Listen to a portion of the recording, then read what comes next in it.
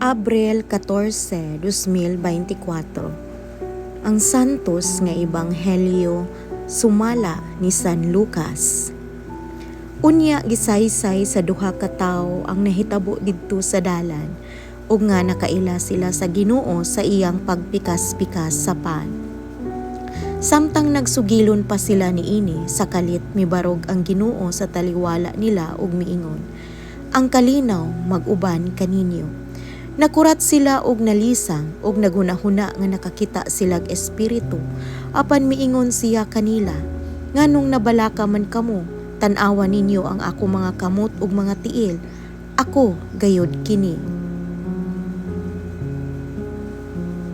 Hikapa ako og makita ninyo, kay ang espiritu walay unod ug ang mga bukog ingon nga nakita ninyo nga ania kanako." Gisulti niya kini ug iyang gipakita kanila ang iyang mga kamot ug mga tiil. Apan wala gyapon sila makatuo. Hilabihan ang ilang kalipay ug kahibulong. "Duna ba kamoy makaon dinhi?"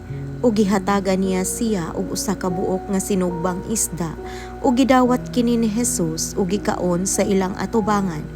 Unya miingon siya kanila, "Kining mga butanga mao gayud ang akong gisulti kaninyo, samtang ako uban pa kaninyo." Kinahanglan matuman ang tanan nga nahisulat mahitungod kanako sa balaod ni Moises ug sa mga sinulat sa mga propeta, ingon man sa mga salmo.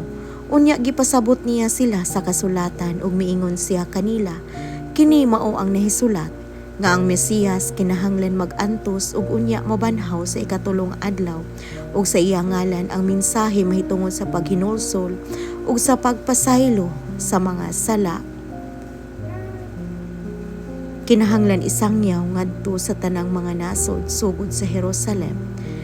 Kamo mga saksi niining butanga."